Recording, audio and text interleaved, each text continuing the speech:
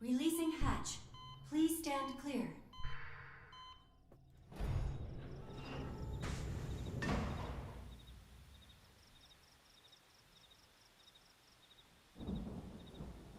Hey there.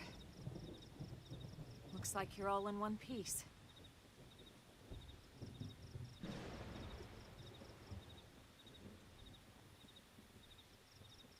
Hello, friends.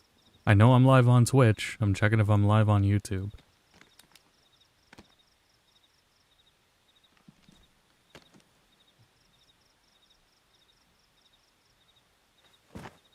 Careful. Just take it nice and slow, okay? Your senses will need time to reactivate.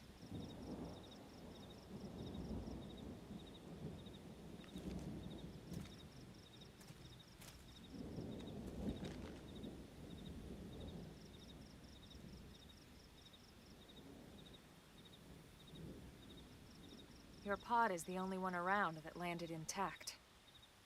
Good thing I found you. My name's Elma. You want to tell me yours? I'm also trying to remember the program I used to You don't stream. even remember your own name? It must be the stasis hangover. That's not good. Just try and focus, all right?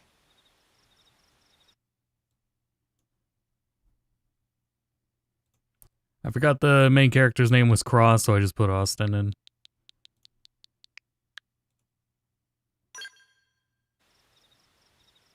Good, there we go.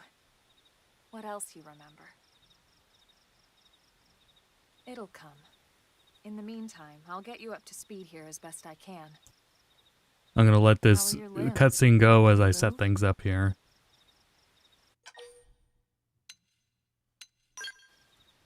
We'll take it easy while you shake the stasis out of your system. One step at a time, all right? First things first, you'll be needing a weapon. There's my chat. All right, let's get going.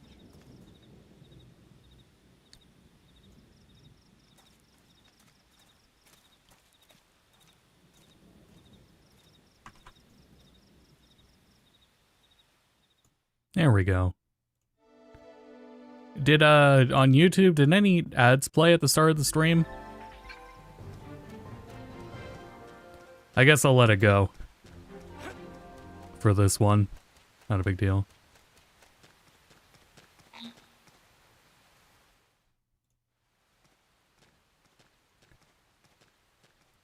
Anyway, welcome everyone. We got an update, for Xenoblade 2. For Switch 2 edition, $5 for a frame rate and resolution upgrade. You're one of the lucky few. And seeing also premium. Well. Right. You don't even remember the white whale, do you? You know, the LW2. Let me pull it back a second here.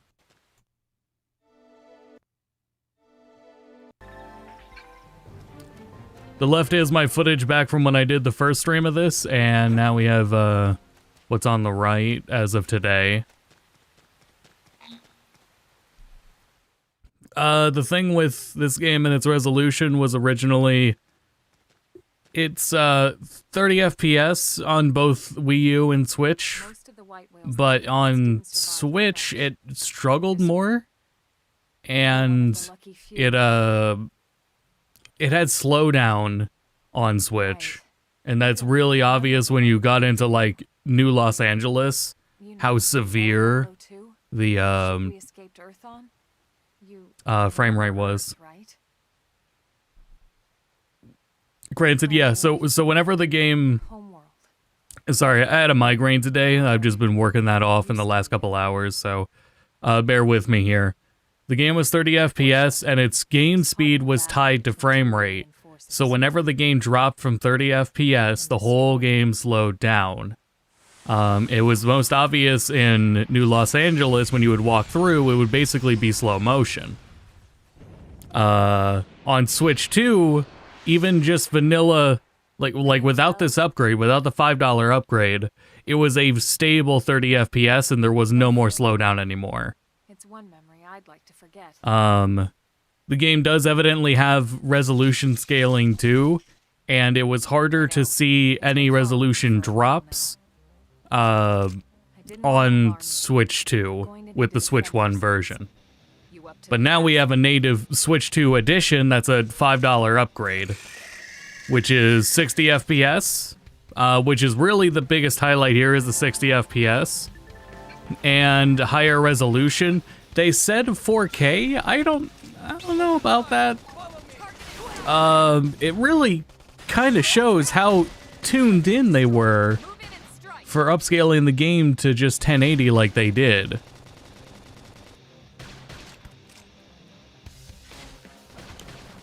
Without any new content. Yeah, we'll talk about that. I've talked about it before. There's some logistics to where for updates like this, there has to be a price on it in Japan. And in cases where there is an update that's free for us in the US or Europe, it is not free in Japan for this kind of DLC. And then for us it is free. This is a case where it's not free for us either. Yeah, faster. It was already a little faster, but not by much to write home about. I'm curious about jump physics. But yeah, this is an example of a game that had physics tied to frame rate. It had game speed tied to frame rate. But I do there's some really nice things about this. I think it's gonna be a great way to play the game. Damn it, all these menus interrupting.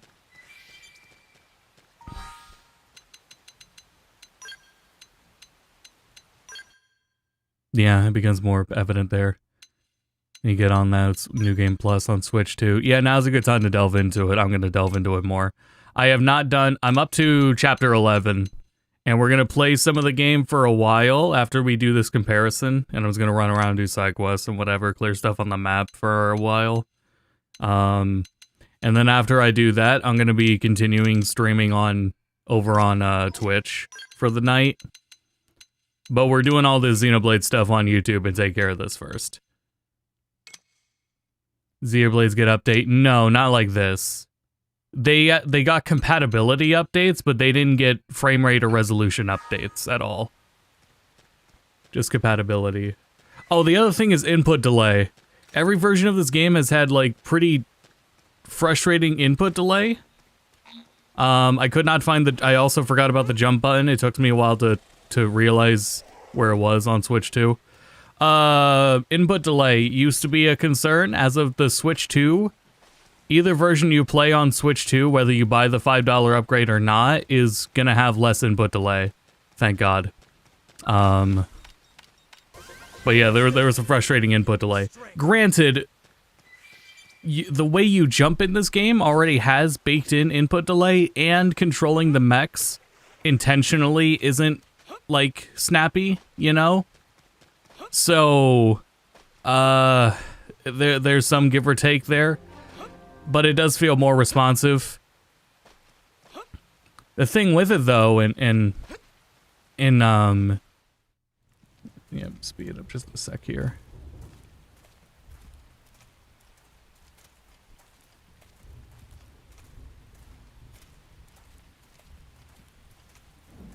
As soon as I saw it, yeah, I did too. Like pause it there and wait for it to time up. The rain's starting to let up, just in time for sunrise.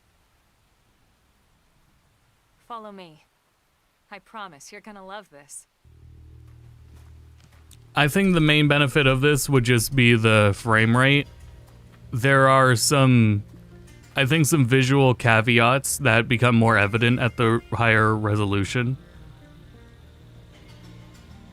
It's another one of those, I think the easiest way to say it is it's one of those cases where it's like, yeah, I sure hope this would run 60 FPS on better hardware.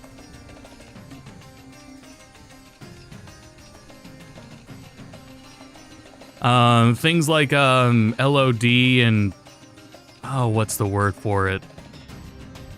The texture filtering you'll see on the ground when you start moving.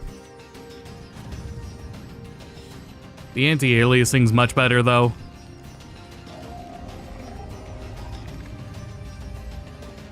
there's just a lot of credit that already goes to the... This is already... Xenoblade X was already the sharpest looking Xenoblade game to date.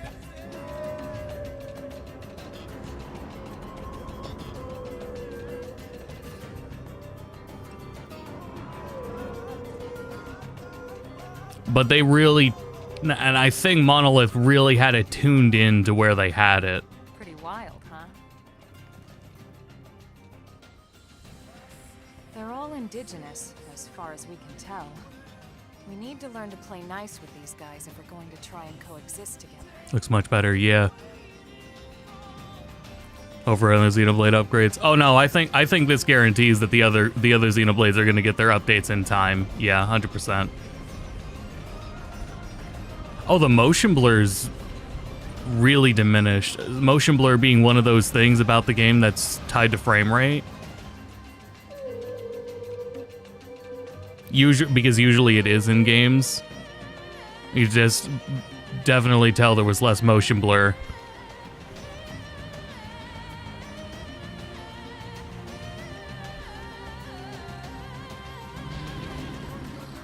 Man, how nice is that? We call this planet Mira. You won't find it on any star chart. But it's our new home. You guys hear the audio too, right? I guess I should ask as of last stream. Frame rate and resolution are bumped up. Unit? That's where we're headed. For $5, you get higher resolution and higher frame rate. We can jump if you like.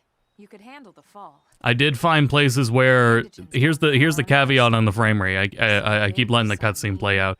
Here's the caveat on the frame rate. Given our options, the high it is up to 60. I think in town it drops a little, but it doesn't slow down like it used to. You'll see when we look at it later. Nowhere in this footage does it drop from 60. Yeah, like all in this beginning area, it has no problems with it. It was once getting in game and loading into New Los Angeles in my current save.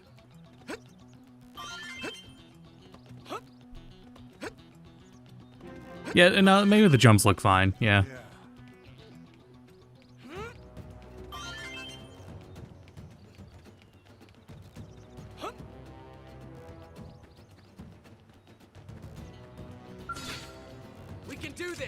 Yeah, it still looks fine to me.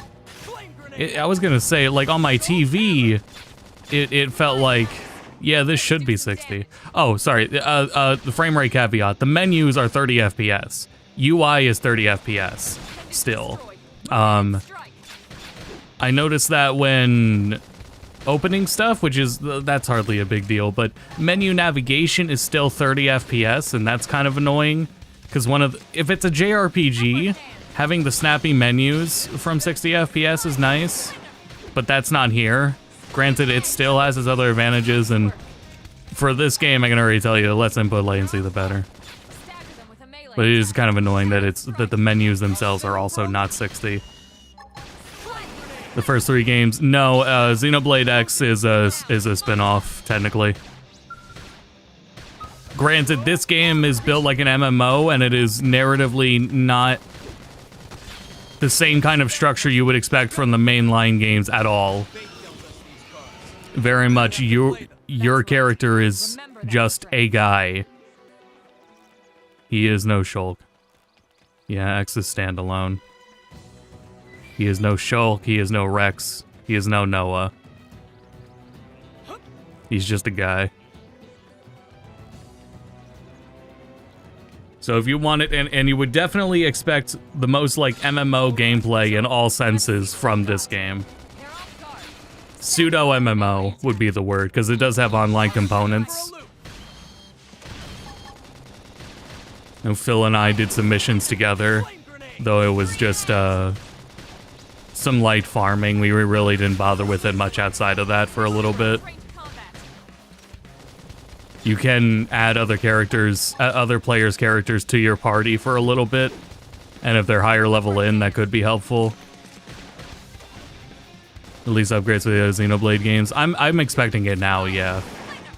I would wait. At this point right now, I think I would wait on it. And I think, looking at things technically, I think it becomes clear why they didn't just roll them out immediately. And I was talking about it before, right? For the game's original release, when it dropped from 30 FPS, it slowed down. Game speed was tied to frame rate. It appears not to be anymore, though I still wish the menus were 60 FPS. But yeah, so there's work to be done to get these games to run functionally at 60 FPS, which is probably why it's going to take some time.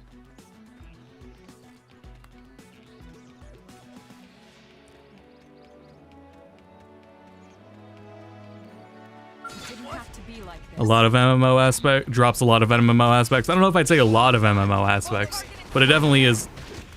Well, yeah, you know, yeah, maybe, yeah. It's hard to look back, and it's hard for me to reflect on because I wasn't there, and it's all discontinued now. So it is actually genuinely hard to put in perspective what all the features were of it originally.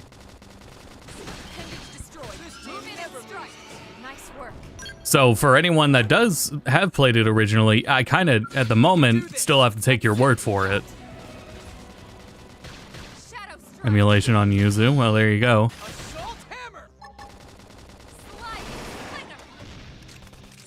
Around the same quality of it, that's what I would expect. Which one's done first? I mean, if they do, I would want to see 2 just because I want to replay 2 really bad. I want to give 2 another fair shot and see if I like it any more than I did before.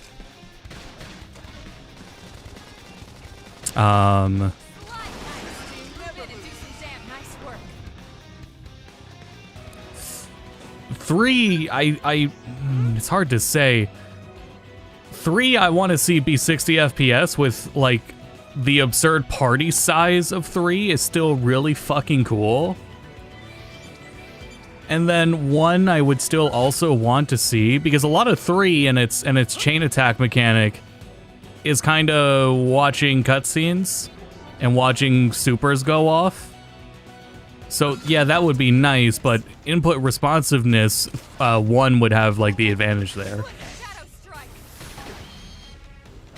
With a blade, 100%. I already had full blade collection in Xenoblade 2. I talked about it before. When I was playing Xenoblade 2 and I got to post game and I started finished collecting all the blades, and I grinded all the cubes to start opening them, and the first one I opened was Cosmos. Literally got all of those cubes ready to open, and as soon as I start opening them, the first rare blade I got was Cosmos. And then I just got the rest from there.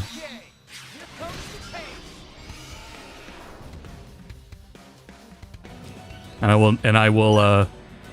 have never seen a shiny Pokemon prior to the overworld games. I have never random encountered a shiny Pokemon. But I have seen Mirage Island, which is also just as fucked up. Looks a lot bigger up close, doesn't it? And this was just the habitat unit. The white whale was one hell of a ship. Until it all came crashing down, at least. Skip a little forward. That's the west gate. It's closed off now for security reasons. But we've repurposed a freight elevator that will get us inside.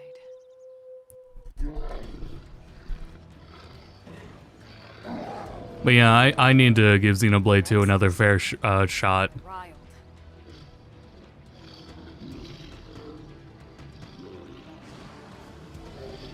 The thing is, the grass, I'm trying to look at things like the grass. The grass already looks good on the Switch 1 version.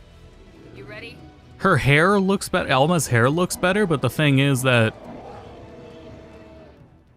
there's not really any hair physics, so the hair's like really static. Also, for oh god, for all like the giving you actual tutorials, letting you aim at appendages, I really recommend at least the Switch version over Wii U right at the moment, and especially for some online integration, because I still don't think there is server emulation for the Wii U version anyway.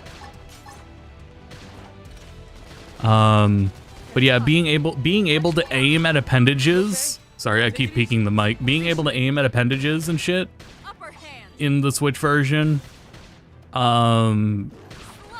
it's so nice.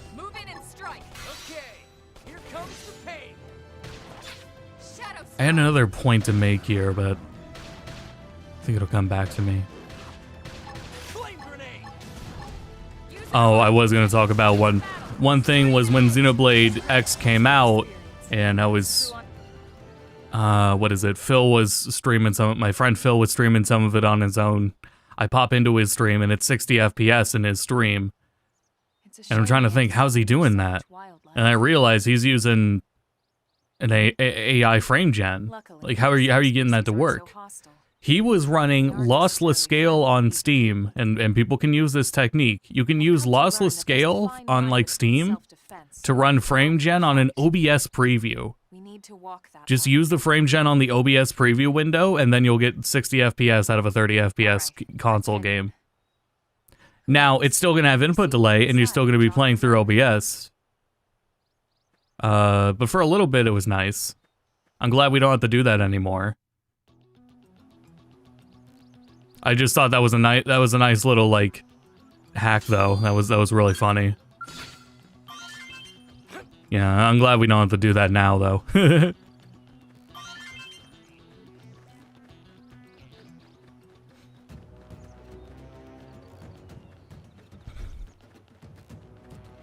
Yeah, it is surreal. The thing with like the higher frame rate is it makes some things like the pop-in and texture filtering stick out.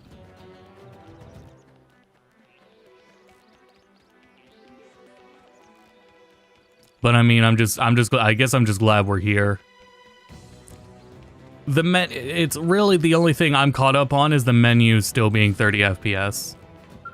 I think this would have been fine and worth it for 60 FPS menus. I'm a little annoyed that I had to pay $5 for it and it doesn't affect menus. But whatever.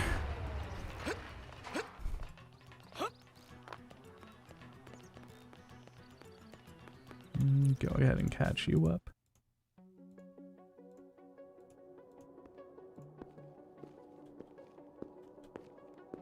I don't know where the steps are.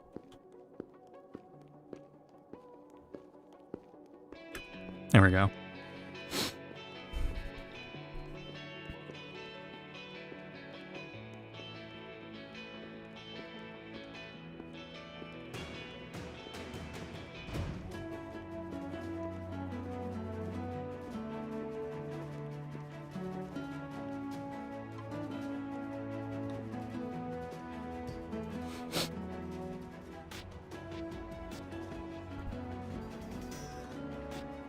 Well, here we are.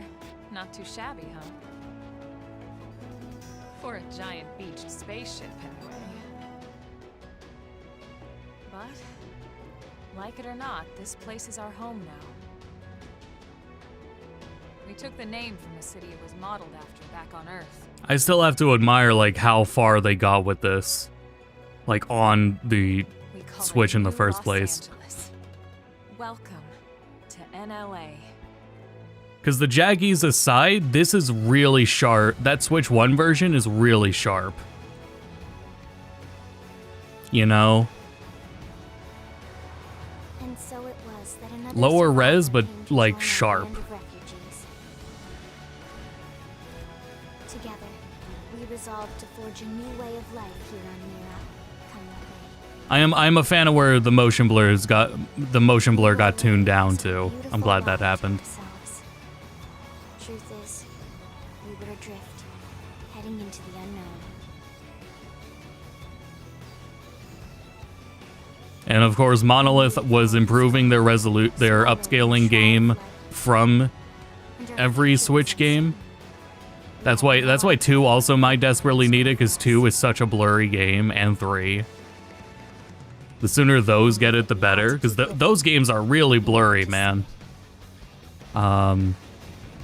Yeah, the sooner they get their updates, the better.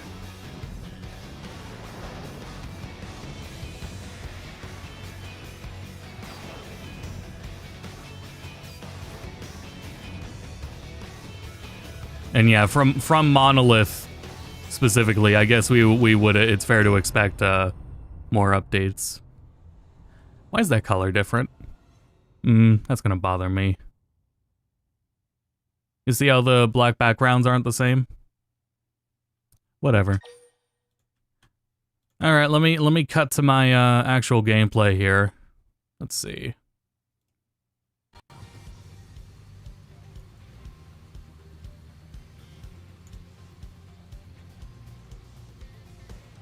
Once again, let me know, chat, do you hear the game?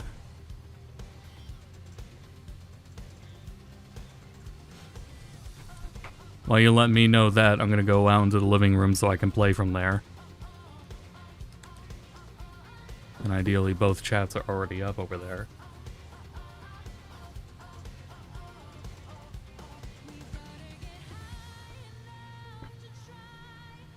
Updated the face from the Wii U. Yeah, I'm glad as well. Yeah, okay. So yeah, let me know if you hear the game audio.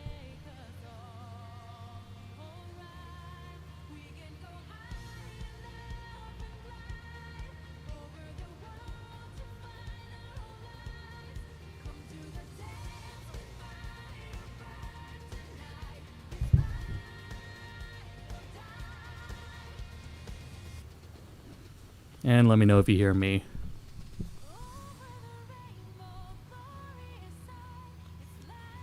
Now we get the real test here.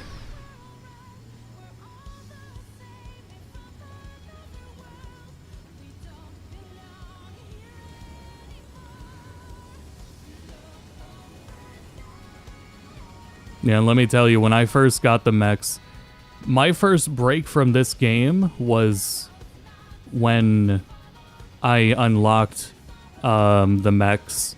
And at first you can't fly with them, so I was disappointed by that. I was disappointed you couldn't fly with them right out of the gate.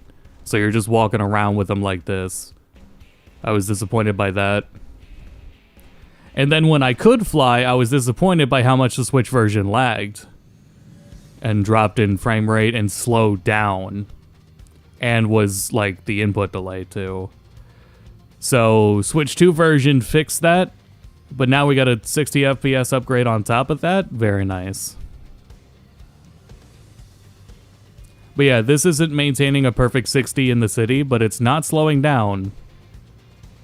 It's having little stutters, but it's not slowing down. And this is the stress test area. This is as bad as it's gonna get.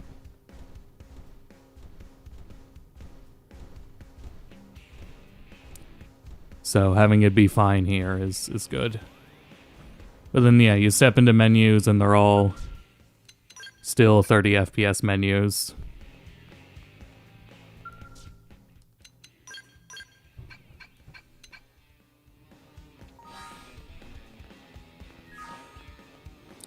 Anyway, let's run around and do some side quests. But yeah, let me know how the audio is, chat. Make sure everything's set up here. Let me get a bottle of water too, actually. And let me know how the audio is.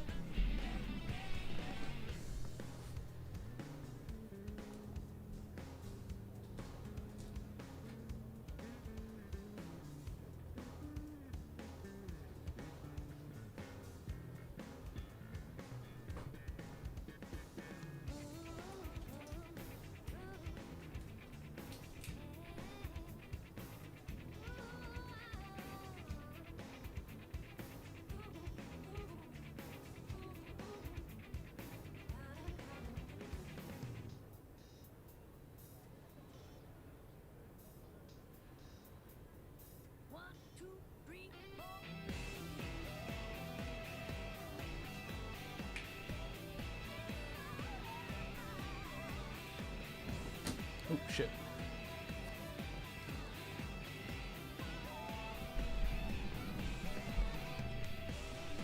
Alright, I'm back. The jet mech they added? I don't think so. If you don't mean just the speed up, but that wasn't there, right? Or that was there, right?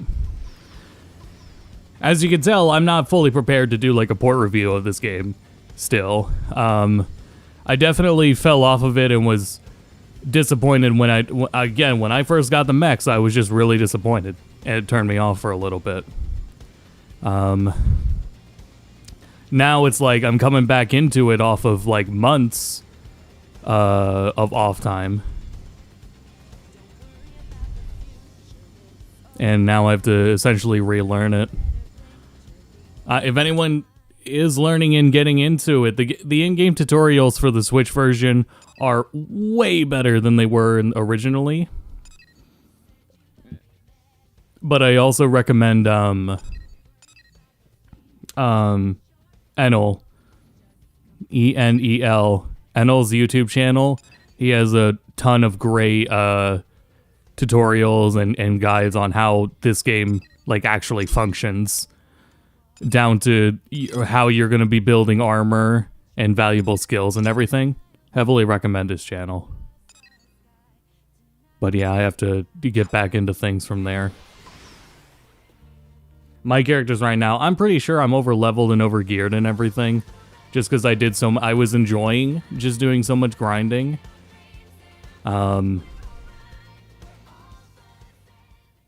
The chain attack mechanic to this game is really it feels like a glass cannon approach, where it feels good to keep it going, and you're going to be doing a ton of DPS, but you are pretty vulnerable while you're doing it.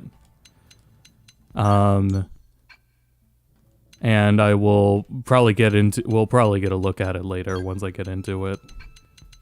And get into fights without, if I get out of the mech at least. I was gonna look at party. My gear here, just that. Arts I haven't kept up with because I've just been leveling the classes, which everything is maxed out. That's how much I was just enjoying doing the grinding.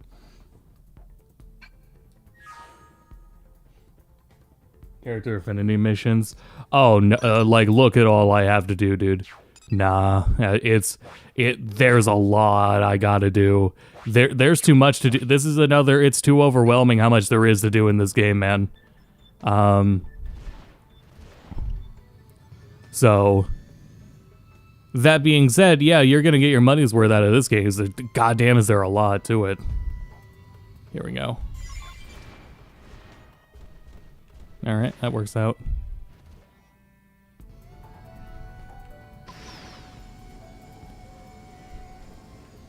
Cleared this out earlier, and okay, they respawned. I still have the mech set up from when I was grinding, but that's okay, because it still does a ton of damage.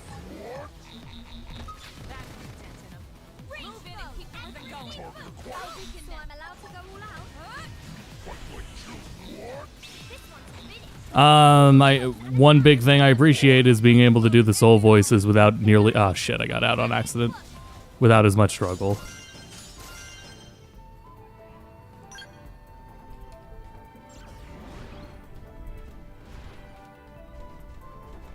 Yeah, so the mechs already inherently have input latency to them, so there's not much you can do about that. It's just, they're supposed to. They're big mechs. They shouldn't be as snappy. There we go.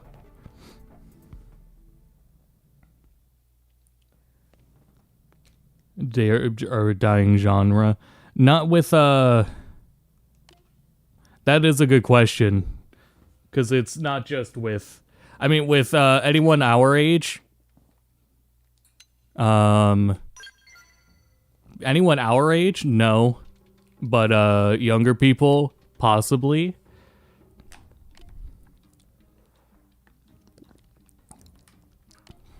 I don't necessarily mind that. Because I also don't mind having an audience of people that are adults. Yeah, Claire Obscure did just win Game of the Year.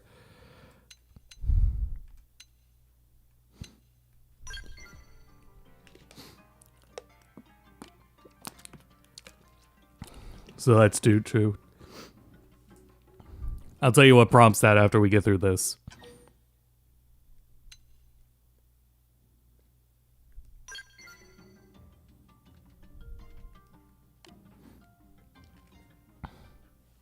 Not paying attention here to what's going on.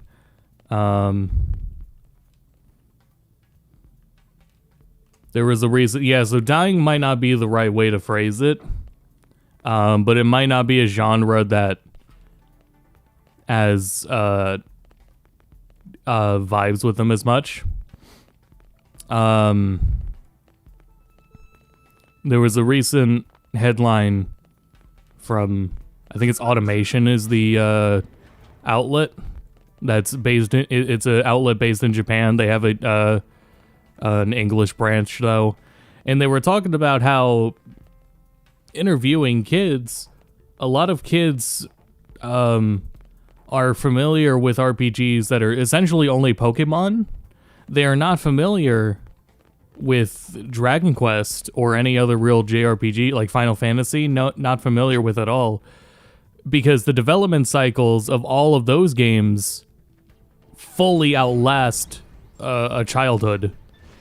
Meanwhile, Pokemon is always active through literally everybody's childhood because they've always been way too strict on how often they release Pokemon games.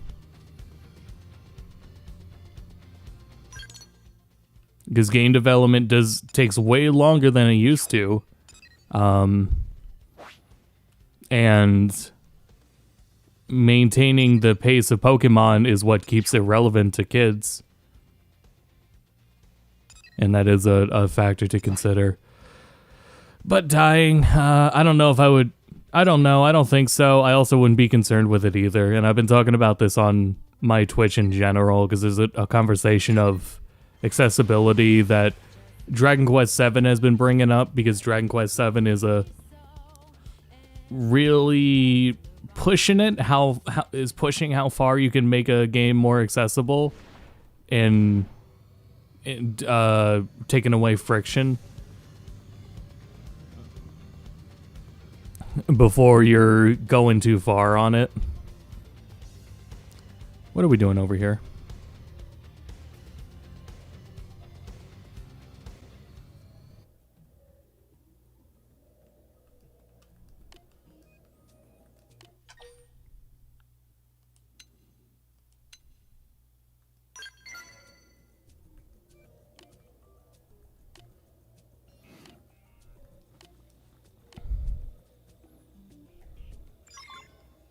Well, okay.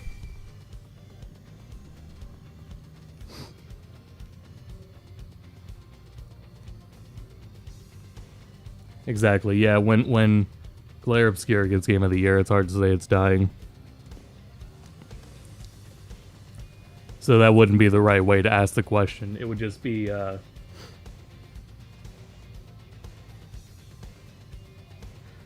does it really need that audience? I think maybe a better way to put it, does it need that audience? Maybe if we're getting too worried about Steam charts and we're getting too worried about growing sales, granted, some of that is warranted because it is going to mean if your game isn't succeeding in those factors, then yeah, it's going to stop getting releases and get benched for a while. But it is hard to say because we also have seen, like, we just had a new Saga game. You know, we had a new Mana game last year. The developers of Visions of Mana gone, but at the same time, those developers, a handful of them were brought into Square Enix anyway.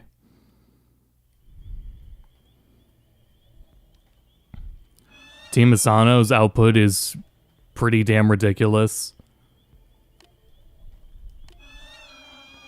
The output wouldn't be so strong if there wasn't some audience there supporting it, with how frequent these releases are, with how many JRPGs release. Like, we did get 4 Dragon Quest games in the last bit. Remasters, all of them. You know, remakes, all of them. Oh yeah, so I also have no idea what this job is just because I was not using it either.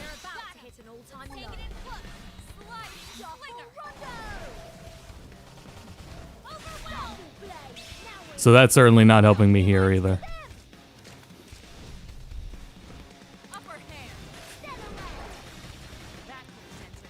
There's a lot of casualization to Dragon Quest, in particular even in 7 I like, and I'm fond of. I hate to say that some of the appeal of the changes they do because of people like me.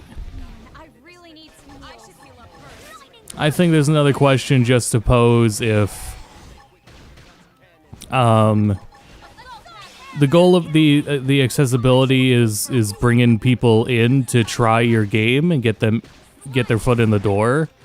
But can the easier accessibility still create dedicated fans?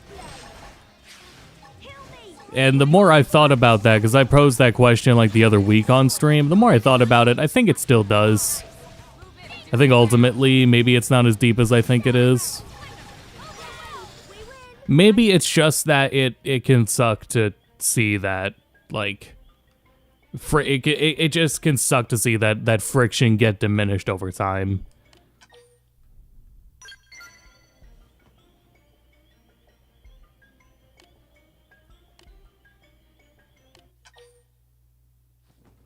Rosvelg mech? No, I haven't.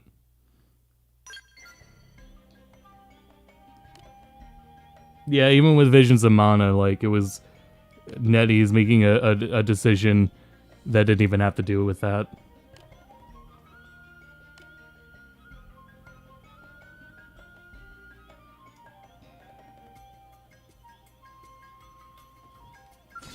They are lower budget, but they were still extremely dormant series for a very long time.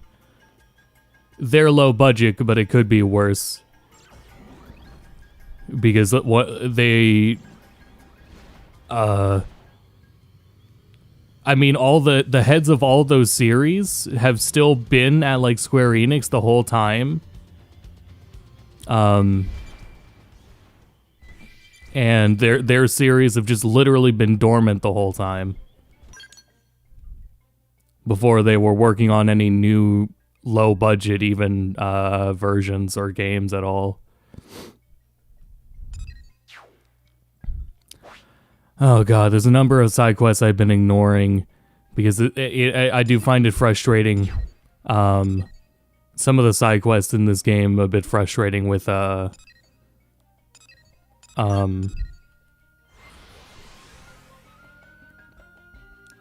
levels I don't think are entirely accurate of what they recommend.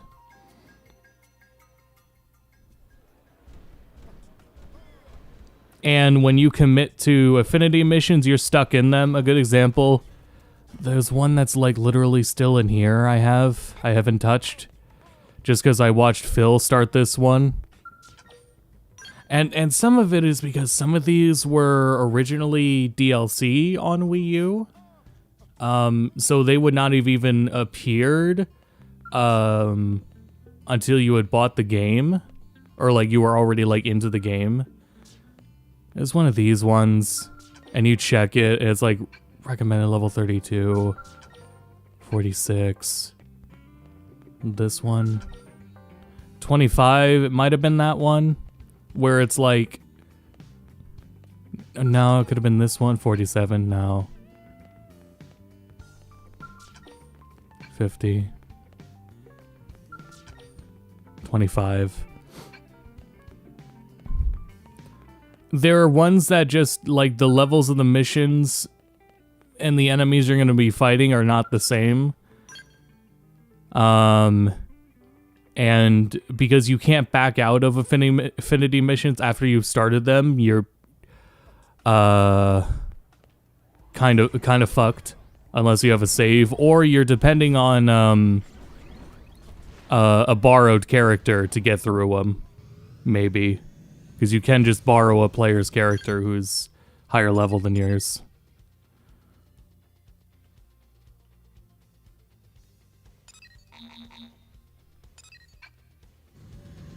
Down we go.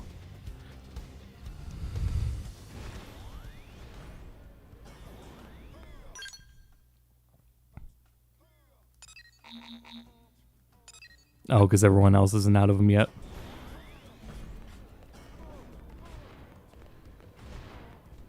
Come on, you got this. There you go.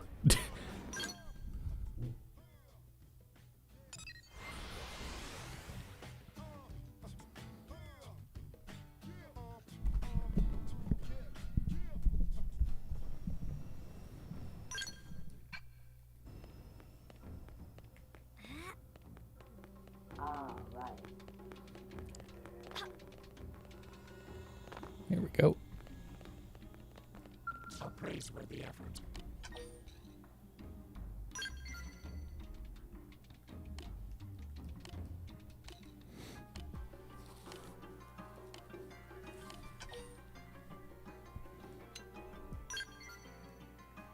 Thanks, Elma.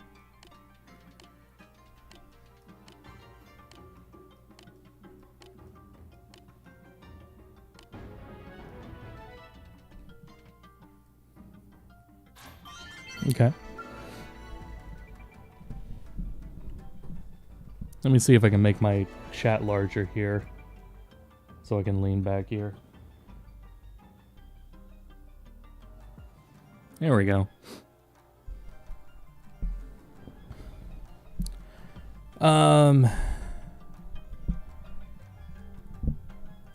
Yeah, I think Pokemon would need to find a balance.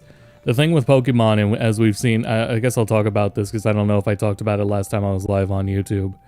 With the other game Freak is working on, it was shown in the state of play. The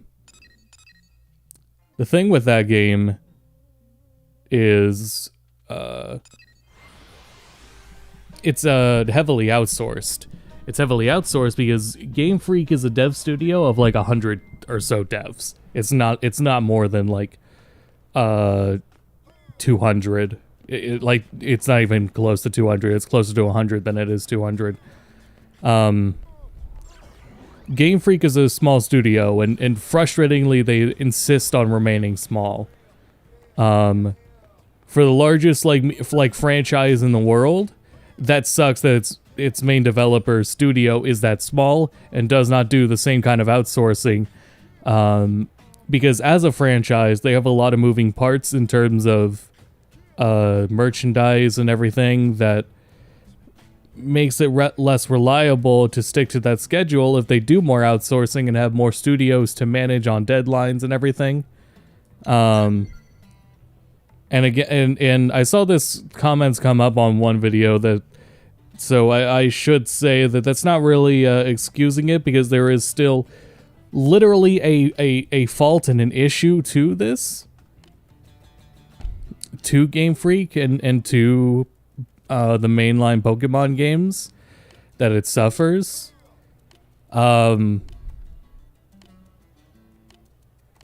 It's just more of the explanation.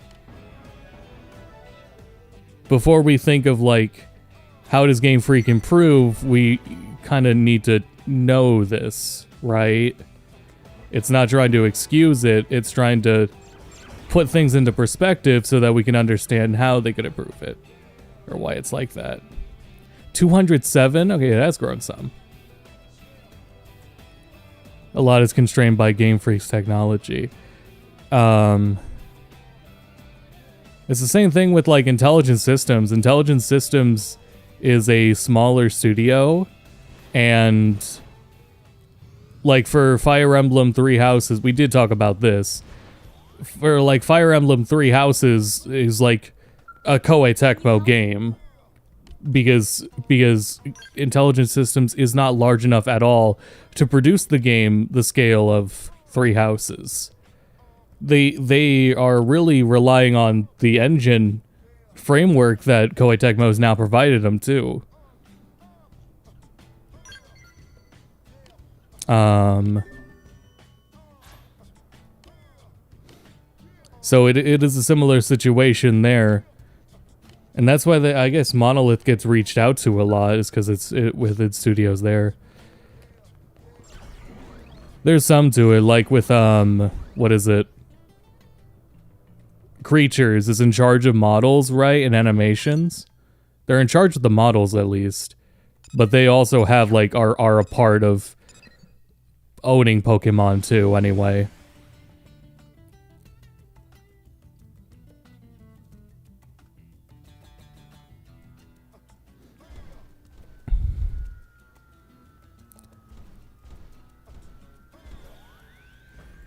But yeah, Really? I think there has to be something that can give a bunch of other studios like Square's answer to it has been smaller projects, lower budget projects, so that the larger budget projects can flow. I guess that's been everyone's solution. Between Bandai Namco has a ton of very low budget projects. Koei Tecmo themselves do that too with like Atelier. I ship.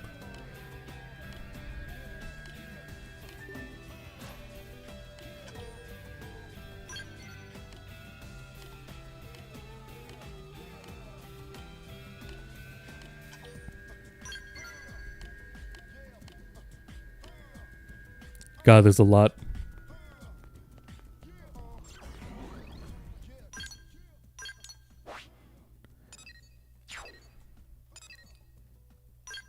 But yeah, a lot of it is to I really don't want to say oh damn it.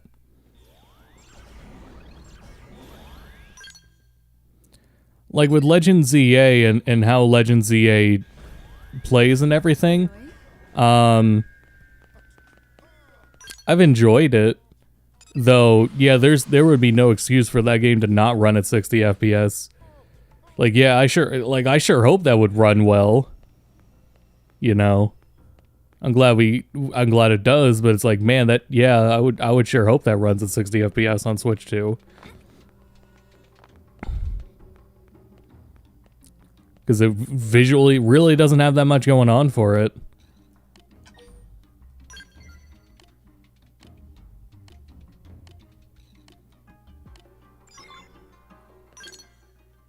Where am I off to now? I just want to clear I was gonna go start clearing other stuff on the map.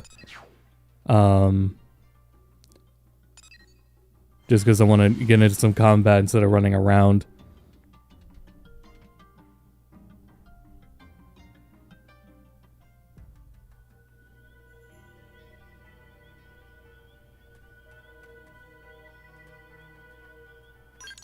Right, I don't think that was... outsourcing to way forward of all devs, I don't think was a bad idea. But it could have been more, I guess, would be the way to... Yeah, I guess you could have gotten more from it than what we did.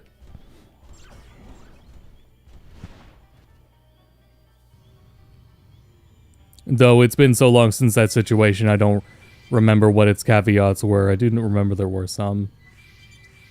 There we go.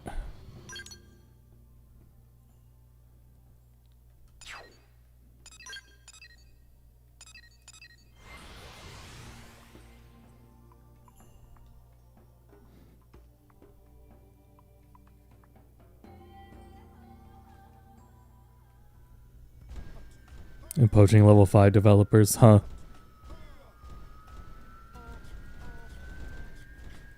It's like the little bit of give and take they can get. Really?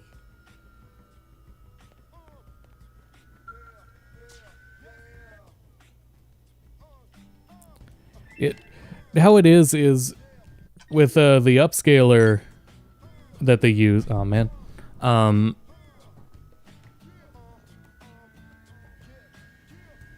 What is it? The Monolith has been working on a quality upscaler since Xenoblade 2's release on Switch.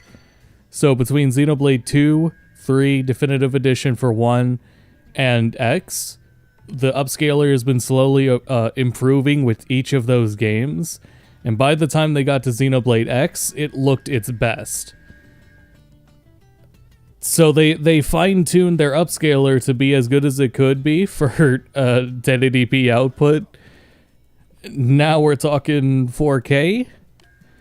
I was saying, like, it's higher resolution for sure. It is objectively higher resolution. It has better anti-alien, very clearly less jaggies and artifacts of lower resolution. But it's kind of not as sharp because they got the upscaler was so fine-tuned for it. Which is why I was saying, like, the real benefit from this is the 60 FPS.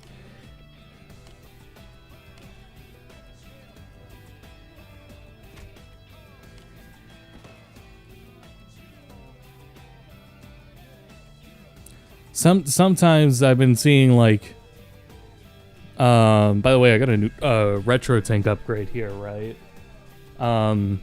This would be relevant. So with things like with how you handle this kind of anti-aliasing, you're choosing between, and upscaling in general, you're choosing between a sharper image that has more jaggies and aliasing noticeable, or you're getting something that's smoothed over. And it's more something that's smoothed over with whatever their anti-aliasing solution is now.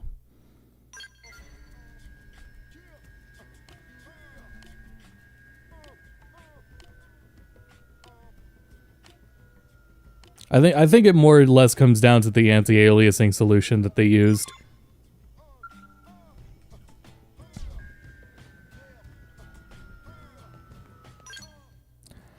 I don't know, if there is grounds for improving it, that would be nice.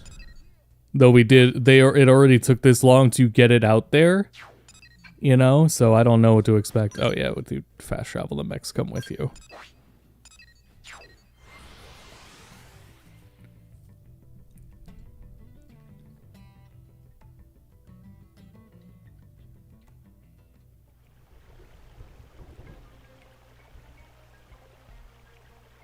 Improvement over Switch 1. Yeah, it's an improvement. That's the thing is it would be hard to say not an improvement. Though I do like the sharpness that the game had. Even if it was more jaggies, I did like how sharp it was. But I haven't tried it undocked either.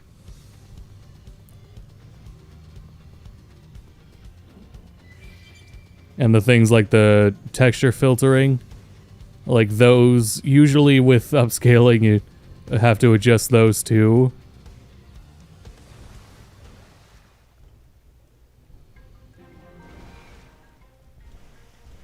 You can go with some, it could use some more updates. Though this is still like, I'm hopeful I want to feel motivated and get through more of the game now though. I can't not say they didn't take care of my biggest qualms with it on Switch 2 now, so... Oh boy.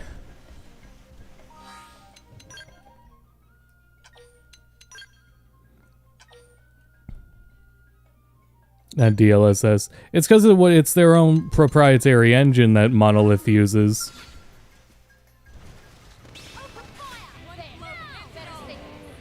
I would be more of just like let them use what they're already used to and build from there, because they already were getting some fantastic results. It just took them a while to fine-tune it for... It took them a while to fine-tune it for... oh shit, I wasn't paying attention. For 1080p.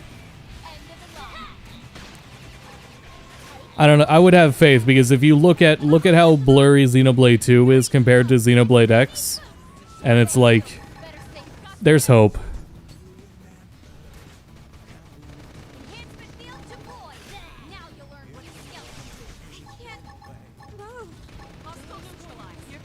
This really is like, yeah, I sure hope I'm killing the enemies like this fast.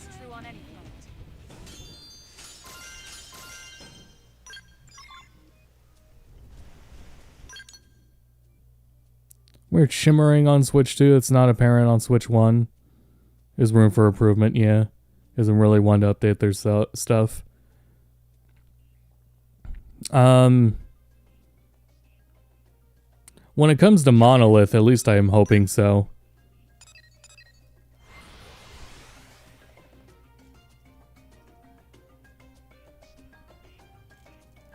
But yeah, I wouldn't expect anything like DLSS or DLAA for that matter.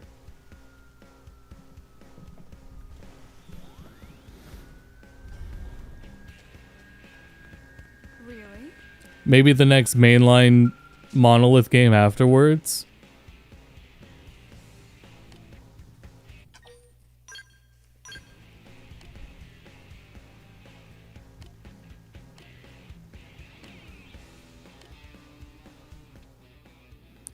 Chad, how long have we been going on for? How long has the stream been going on for?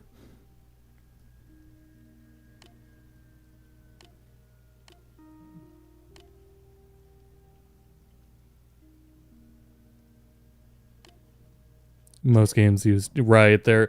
Nvidia has their own like tweaked upscaling DLSS just for Switch.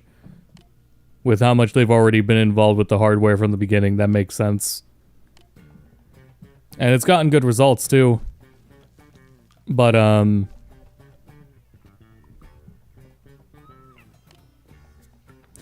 I don't know. A lot of open-ended questions.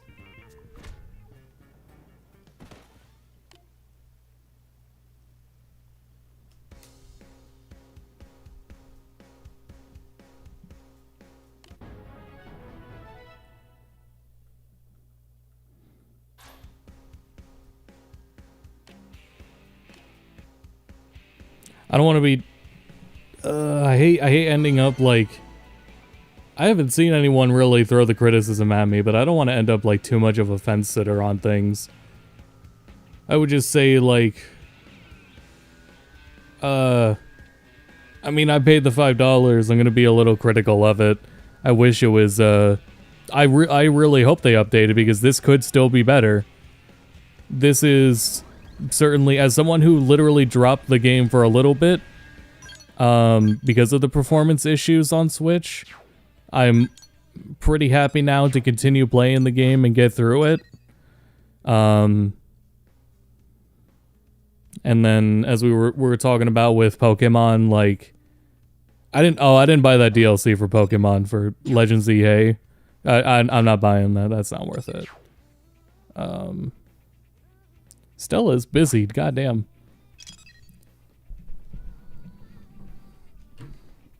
Let me see here, chat.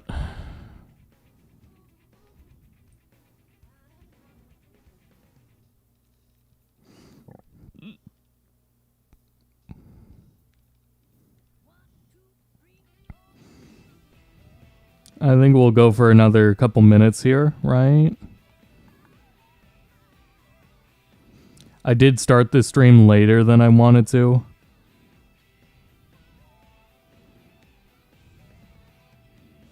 Yeah, okay, well,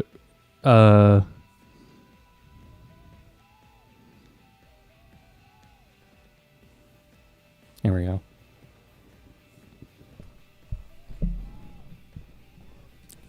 Any other enemies around? 48, 28. Go look for a tyrant.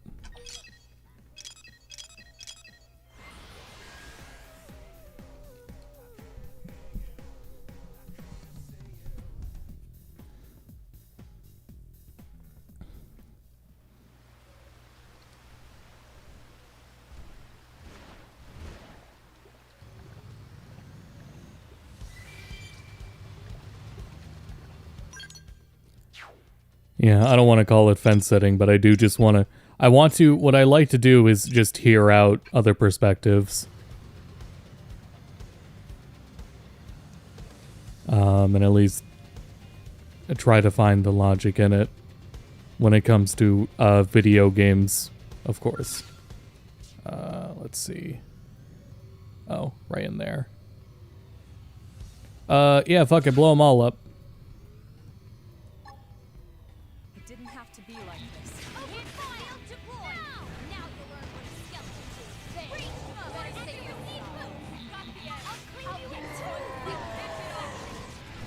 Alright, that worked.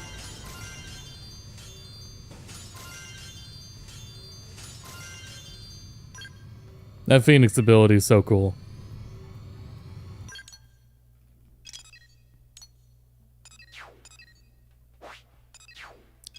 Oh, 50, 50, 50, 90, Jesus Christ. 99. Yeah, the level cap of the game was raised in the Switch version. In Wii U, I think the level cap was 60, right?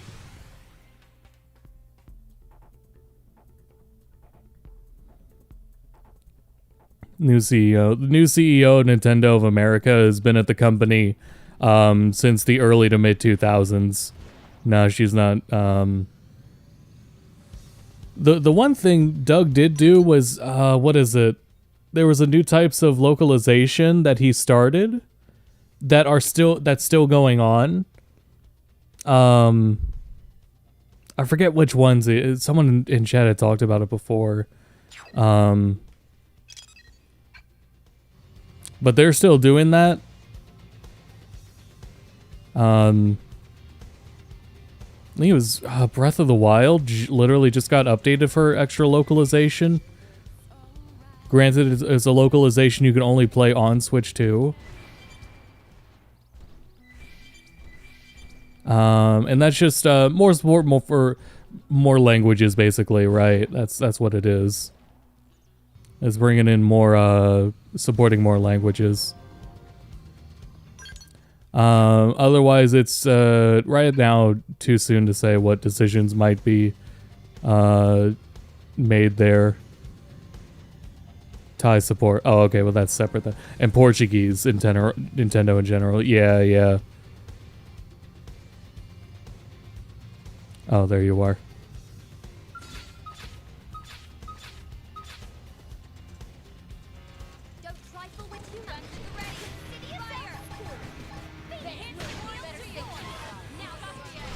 Man, that shit's so funny. That Phoenix ability is so funny. Lat AM Spanish. Yeah, that's it. It's been getting more support. More support that started with Doug. And it does seem that it's going to be staying supported. Thousand Year Door. Oh yeah, Thousand Year Door, the Kirby remake. Those ones would be nice to get 60 FPS.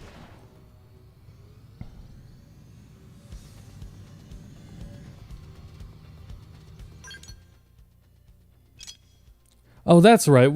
That's right. Switch Xenoblade X did have a that like they data mined that from like the beginning a while ago. That's right. Let's find one more monster to beat up here. Lost my chat here.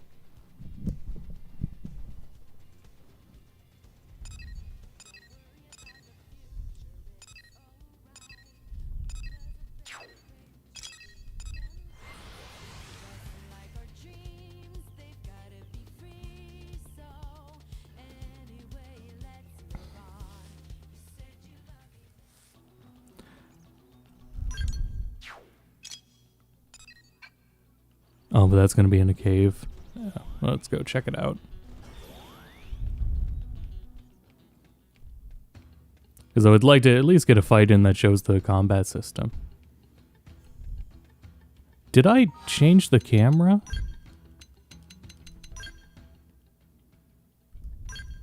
Camera.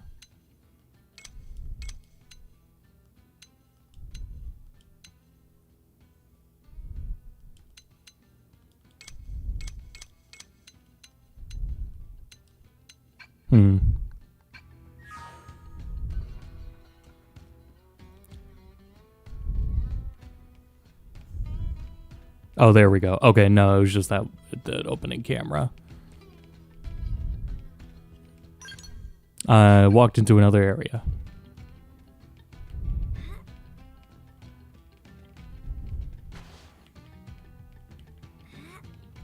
Despite where it puts me, that's not the right cavern.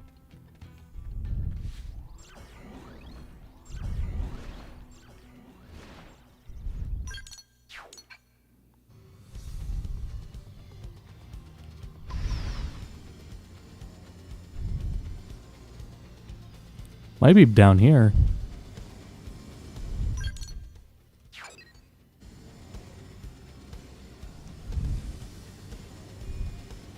COD game ad got banned? No, I don't think so.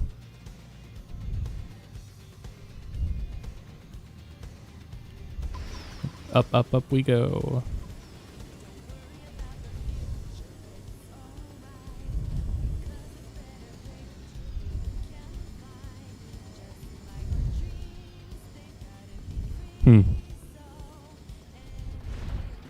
Might be a time of day one.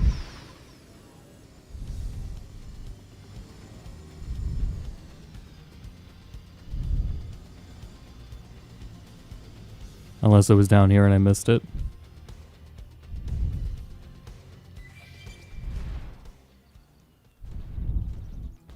There's certainly a number of these that I've struggled to find.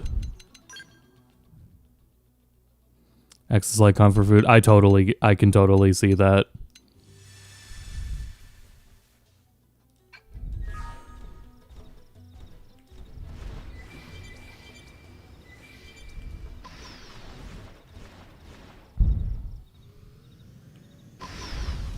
Oh, there it is.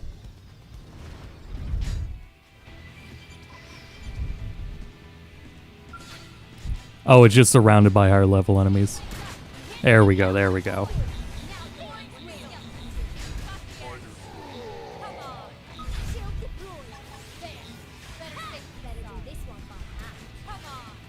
Oh, right, I don't have the job I wanted to use. Because I was doing all that leveling.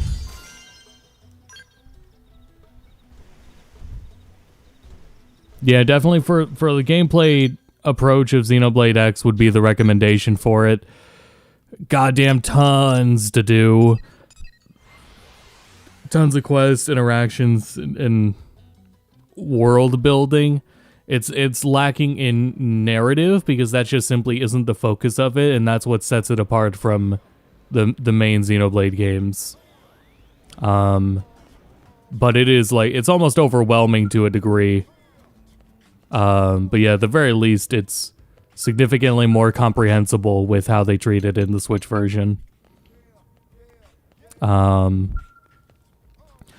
yeah, on YouTube, thanks everyone for chilling and tuning in. I'm still gonna be live over on Twitch right now. Gonna be doing some Super Nintendo Wheel of Fortune and Super Nintendo Jeopardy with a girlfriend over there. But yeah, thanks everyone for tuning in. Definitive edition. Yeah, pay for it. That'll be $4.99 plus tip. Yeah, so we're gonna keep that going over on Twitch. But yeah, thanks everyone for tuning in on YouTube. Hey, I'll be back for East Nordics. I don't know if they'll give me a code. If they don't, I'll just buy it. But we'll do it Proud Nordics. I have to still record that gameplay though. Do the demo of it and for a comparison stream. But we'll be doing that shortly too, because that's releases pretty damn soon. And that'll be my first East game as well that we'll take a look at. But yeah, thanks everyone for watching on YouTube, and we're gonna be continue to be live over on Twitch. We just move on over here, and I will be back on Twitch in just a moment. Thanks everyone for tuning in.